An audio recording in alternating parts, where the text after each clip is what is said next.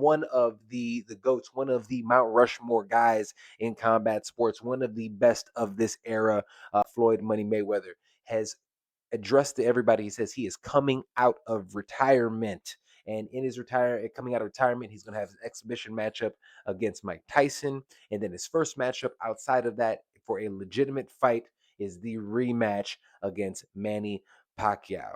Look, I'm torn about this fight because at the end of the day, two guys, 49, 47 years old, I don't think should be competing professionally as long as they're not competing professionally against the top guys. I think that they go up there and they fight any of those top guys, the creme de la creme type, they will not win. And again, it could hurt and embarrass their legacies. Some of these young boys, they're not playing games.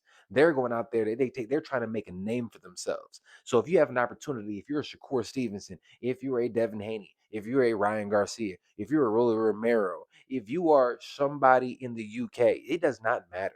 If you have an opportunity to get your hands on a Manny Pacquiao or a Floyd Mayweather and build your legacy up, you're absolutely going to do those things. So, looking at that, watching these guys going out there and stating those things and doing that is interesting. So, I'm torn because I don't want them to hurt their legacies, but at the same token, if we're getting a rematch between Manny and Floyd, why not? Whatever. They're probably gonna be at the same level. They're not gonna have the cardio, the conditioning that they used to have when they were like in their 20s and 30s, but they are still high level individuals. They are still staying in the gym. They're still gonna be sharp.